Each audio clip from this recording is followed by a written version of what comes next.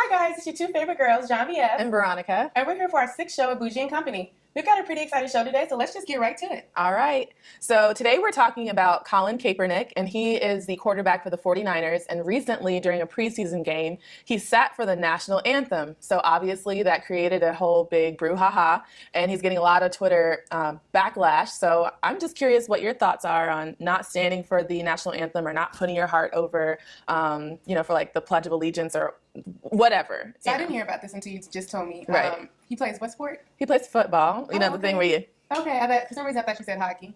And he just didn't stand? Yeah, he chose not to stand deliberately. I think he should get the same type of feedback that the other girl who did the same thing in the Olympics. Well, his was absolutely deliberate, though. He purposefully did not stand, and he stated that he's not going to stand for a flag that clearly is oppressing Black people and people of color. So, wow. Yes. Well, I changed my mind. I appreciate the support. I also think that it shows kind of like the hypocrisy in it, because if a Black person had done that... Oh, he is Black. Oh, he is? I don't know who he is. So, Colin Kaepernick is a biracial man. Okay. He was actually raised by two white people. Okay. But he obviously is, I guess, socially conscious for an athlete. I think that's pretty rare for an athlete to do something like that. Well, right now I feel like we're in the era of athletes being socially conscious. Yes and no. I mean, we have Cam Newton, who unfortunately... Well, he's going backwards, but we have he is? Well, I'm saying he's going backwards in the era of being socially conscious. Okay. But we have a lot of other ones that are coming forward. Like, I think right now, especially ever since the ESPYs. I think, who was it? LeBron, Chris Paul, Dwayne Wade. Made that speech during the ESPYs about, I guess, essentially Black Lives Matter. And then Rajon Rondo's coming forward now. A lot of the athletes are coming forward right now. Right. But so I guess the original question is, I respect that and I appreciate that. Yeah. And I kind of maybe if what was it Simone or Gabby that didn't put their hand up? Gabby. Maybe if Gabby had followed it with like, oh, by the way, this is why I didn't do it. Right. I would respect her even more so. I don't think she had the same. You think it was just like an accident? Yeah, I don't think she had like I'm doing this as a solidarity for Black people moment. To be honest, yeah, I honestly thought I just assumed it was a white person that did it. Colin. I don't know any Black Collins, to be quite honest. Colin Powell, so I don't know. What That's true. Well, that's it. That's it. Yeah. I respect that. Yeah. Yes. I wish more athletes and people of power would make statements like that. So, where's he from? I'm not sure where he's from originally, but I read one of the comments on ESPN's website. They did a quick article about the whole thing, and a lot of the comments are angry. They say he's disrespectful. You know who writes those comments, but one in particular made me laugh because it had the most likes. So it basically said the whole typical, why ignore Black on Black crime? Why don't you? And what these athletes should be doing instead of talking about Black Lives Matter is they should be going into Black neighborhoods and talking to gang leaders and telling them why they should stop shooting people with guns, and that would make a bigger difference.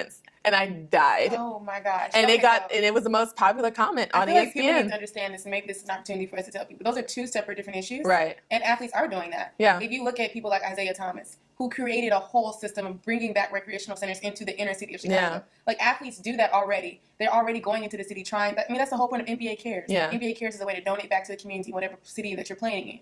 So I think athletes are already doing that, but this is a separate, different issue that still matters. And maybe he's not even talking about the police violence. He could be talking about all sorts of different things like education, poverty, the systemic racism that Black people face on an everyday basis. It might not just be about police violence. Yeah. I think, though, that the kind of people that make these comments, which I think is the majority of Americans, to be quite honest, they like to take all context out of their statistics or out of their statements. Like, if you want to talk about Black on Black violence, I'm fine with that. Let's do it. But we can also talk about white on white violence, because 82% of white people that are killed by other white people. If you're a white person, you live in a white neighborhood, it's going to kill you, the people close to you. So it's already a stupid statement to begin with. And secondly, if you want to talk about Black on Black violence, let's talk about everything. Let's talk about the systemic inequality that got us to the place that we are now. But they never want to have a conversation about that, because it would reveal a lot of untruths about this country, or not untruths, but things about this country that aren't pretty,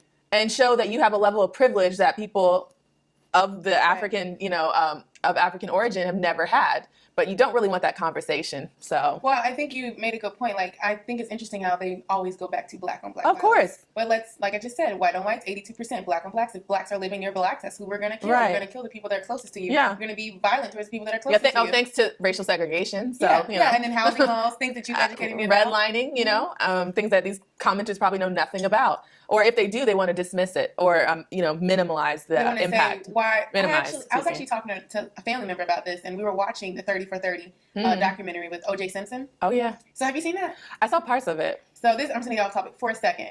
And it was interesting because they do a historical kind of like narrative of what LA was going through. Right. And my aunt, well, the family member was asking me, she was just like, well, why is it that the black people are actually destroying their own businesses in their own neighborhoods? Yeah. Like, why would you do that? Why are they lighting it up? Like, literally, there were videos of stores just on fire. During the riots. And I had to explain to her, I said, well, if you look at the riots, it was set up so that the city, they didn't send any police officers into that environment where all this was happening. They just kind of like barricaded it off. Yeah. So you couldn't get out, but and they didn't send nobody in to protect. Yeah. It was just like, here, just right there. And that's kind of the same thing for black on black violence. If people aren't seeing police officers being sent in to actually protect, but just to arrest, then that's the environment you're going to get. Yeah, absolutely.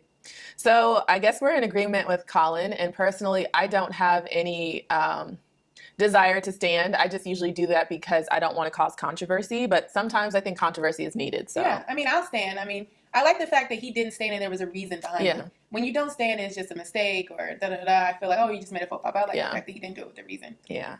All right, so moving on.